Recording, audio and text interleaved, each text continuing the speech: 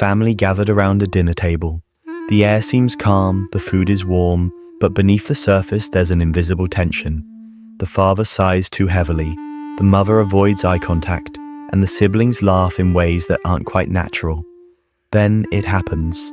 The smallest mistake, maybe someone spills a drink or makes the wrong joke, and suddenly all eyes turn to one person, the one who always gets blamed, the one who becomes the lightning rod for all the family's unspoken frustrations. That person is the scapegoat. If you've ever been in that position, you know it doesn't just hurt in the moment. It shapes the way you see yourself, the way you move through the world, the way you breathe in every relationship that comes after. Being the scapegoat isn't just about blame. It's about being cast into a role you never asked for.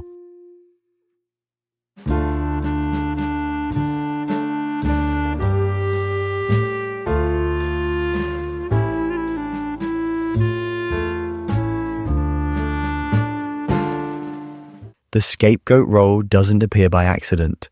It is a deeply psychological mechanism that families unconsciously create to maintain balance, to avoid collapse, to direct their hidden chaos somewhere safe. But the safe place becomes a person.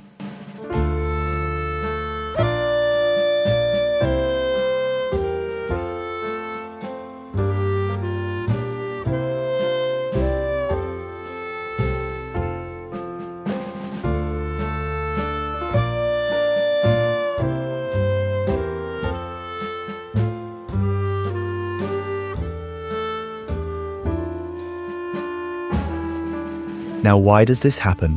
Why do families, which are supposed to be places of love and protection, choose one of their own to carry the collective weight of their dysfunction? That's the question I want to explore with you today. And I promise, by the end, you'll see this pattern in a way you can never unsee. Because here's what I've learned.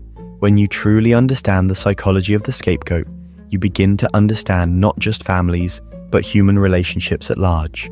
You begin to see how unspoken dynamics silently control our lives. And if you've ever felt like the scapegoat yourself, you'll understand why it feels so painfully real, but also why it was never truly about you. Think about it like this. Every family carries tension, secrets, regrets, financial struggles, unhealed wounds, unspoken conflicts. These things don't just disappear. They need somewhere to go. And so, unconsciously, families create a system of roles: the golden child, the peacemaker, the invisible one, the hero, and then the scapegoat, the one who absorbs everything no one else wants to touch. Psychologists call this projective identification. It's when one person becomes the container for the emotions others cannot face in themselves. If the parents feel shame, the scapegoat becomes the shameful one. If the family feels anger, the scapegoat becomes the angry one. If the family feels inadequate, the scapegoat is painted as the failure. The role becomes a mirror, reflecting not who the scapegoat truly is, but everything the family cannot accept about itself. But here's the cruel irony.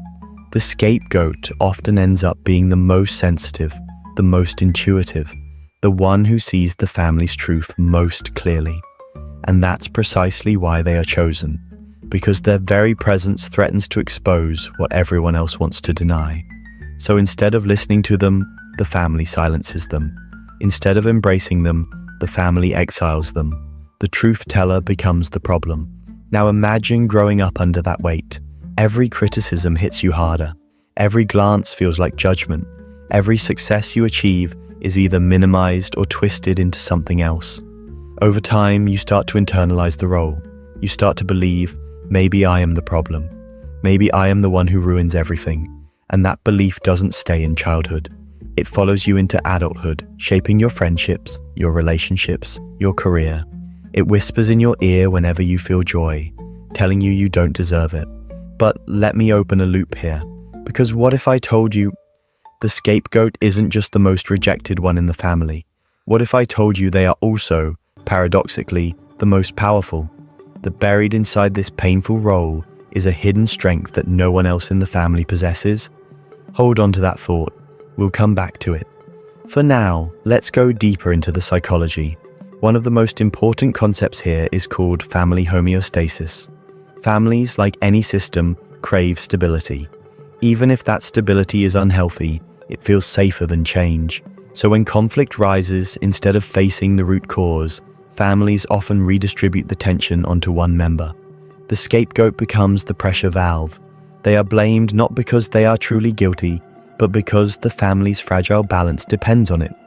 It's like a play where every actor has a script. The golden child gets praise, the peacemaker smooths over fights, and the scapegoat gets blamed. Everyone plays their part, so the story keeps running. But here's the tragedy. The scapegoat is not playing a role they chose. It is a role imposed upon them. And once the narrative is written, it is painfully difficult to rewrite. If you've ever been scapegoated, you know the feeling of invisibility. You can shout your truth, but nobody listens. You can explain your intentions, but nobody believes. You can try to be perfect, but perfection never protects you. Because the role isn't about what you do, it's about what the family needs you to be. And yet, here's the part that's easy to miss. The scapegoat is often the healthiest member of the family system. Why? Because they are the one refusing to participate in denial. They are the one carrying the shadow that others refuse to face.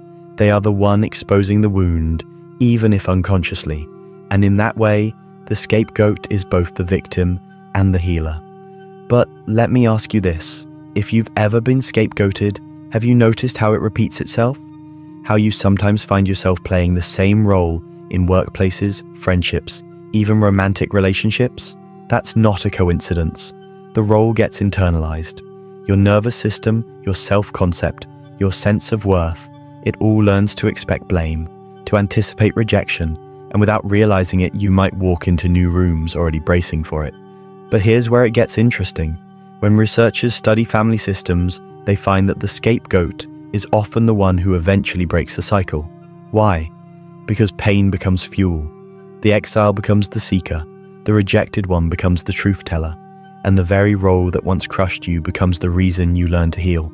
Now, I promised you earlier that there's a hidden power inside the scapegoat role, and here it is. The scapegoat carries awareness. They see what others cannot. They feel what others deny. And while that awareness makes them the target inside their family, it becomes their gift outside of it. They develop resilience, empathy, intuition. They become the ones who can walk into a room and feel the unspoken. They become the ones who create art, who write stories, who lead with compassion, who see through illusions. Of course, this transformation doesn't happen automatically. It requires healing, reflection, often years of unlearning. But the potential is there, and that's why, if you've ever been the scapegoat, I want you to hear this. You are not broken. You are not the problem. You are the mirror that was forced to carry everyone else's reflection. And now you get to decide whether to keep carrying it or to set it down.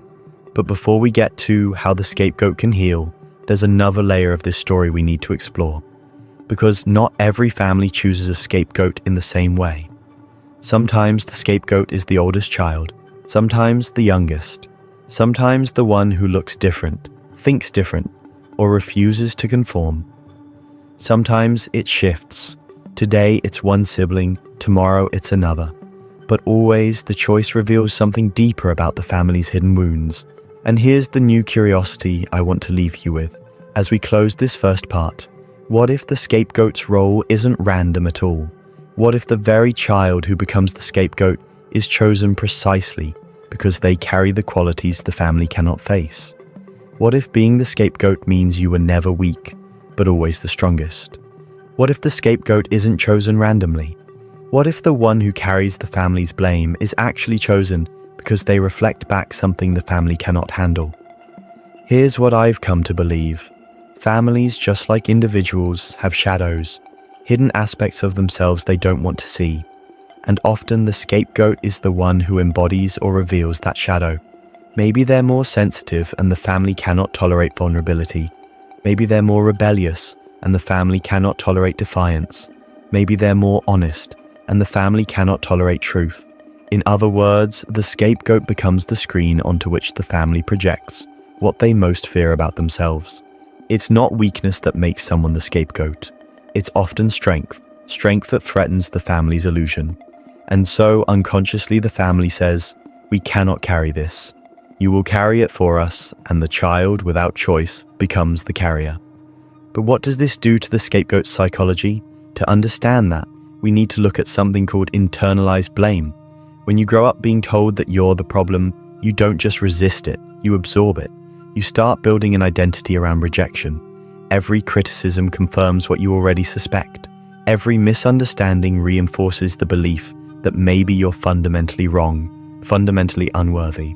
Psychologists have found that children who grow up scapegoated often develop what's called a false self. This is a protective mask, polite, accommodating, sometimes even overachieving, that hides the pain inside. The false self says, if I can just perform well enough, maybe I'll finally be accepted. But deep down, the real self is suffocating, waiting for permission to exist. And here's the heartbreaking part. The scapegoat often spends years, sometimes decades, trying to earn the approval of the very people who place them in the role. They try to fix themselves, prove themselves, redeem themselves. But the truth is, no amount of proving will ever rewrite the family's script. Because the role was never about truth, it was about survival. Now let me open another curiosity loop here, because while this sounds bleak, there's a hidden doorway inside this pain. And once the scapegoat discovers it, everything begins to change. The very thing that once crushed them becomes the seed of their freedom. Hold that thought, we'll come back to it. For now, let's look at another layer, how the scapegoat role affects adulthood. Research shows that former scapegoats often struggle with boundaries. They may over-explain, over-apologize, or stay in toxic relationships longer than they should, simply because their nervous system expects rejection. On the flip side, some become fiercely independent, determined never to need anyone again. Both are survival strategies shaped by early wounds. But here's where awareness comes in. Once you realize that your patterns are not proof of your brokenness, but proof of your survival, you can begin to shift them. You can begin to see that what you thought was weakness was actually resilience. You can begin to reclaim the voice that was silenced. And this is where the scapegoat's hidden power finally reveals itself. See, most members of the family system remain trapped in the cycle of denial. The golden child may continue performing for approval, the peacemaker may continue smoothing over conflict, but the scapegoat, the one who was exiled, is often the first to seek healing. Why? Because pain forced them to. Exile pushed them towards self-discovery. Rejection demanded they look inward for strength. And so, paradoxically, the scapegoat becomes the one most likely to break the cycle. They become the cycle breaker, the one who says, "This ends with me." They become the one who learns about psychology, therapy, boundaries, spirituality. They become the one who dares to face the family's shadow head-on and to refuse to pass it forward. Think about that for a moment. The very person who was blamed for everything becomes the one who transforms everything. That is the hidden gift of the scapegoat. And if you've ever been in that role, I want you to hear this clearly. The pain you endured does not define you, but the strength it gave you can. Now, let's circle back to the doorway I mentioned earlier. The scapegoat's healing begins the moment they realize that the blame was never about them.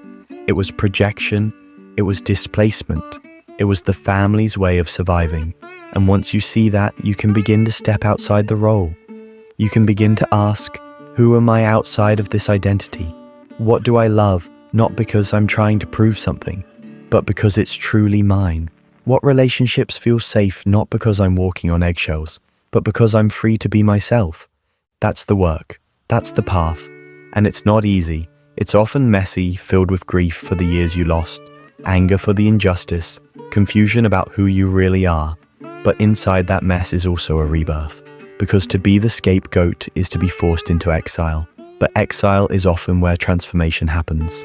Think of every myth, every story, every hero's journey. The one who is cast out is the one who eventually returns with wisdom. And maybe that's the deeper meaning of the scapegoat. Not just to suffer, but to awaken. Not just to carry the family's shadow, but to eventually transform it into light. But let me leave you with this final reflection. If you've ever felt like the scapegoat, misunderstood, blamed, rejected, I want you to remember something. You are not defined by the story your family told about you. You are not the problem they projected onto you. You are the one who saw what others could not bear to see. You are the one who felt what others could not bear to feel. And because of that, you carry within you a depth, a resilience, a clarity that no one can take away. You may have been the scapegoat, but that role does not have to be your destiny. Your destiny can be to transform that pain into wisdom, to build relationships that are real, not performative, to raise your voice where it was once silenced, to live not as the reflection of someone else's shadow, but as the embodiment of your own light. And maybe, just maybe, the greatest gift of the scapegoat is this: you know, in the deepest part of your being, what it feels like to carry what is not yours, which means you also know how liberating it feels to finally lay it down. So if this is you, if these words feel like they were written from inside your own chest, then let this be the moment where you begin to rewrite the script, where you stop trying to earn love that was never conditional on your worth, where you step out of the role that was handed to you and step into the life that was always waiting for you. Because you are not the problem, you are the possibility, and the world doesn't need you to carry the blame anymore. The world needs you to become who you were always meant to be.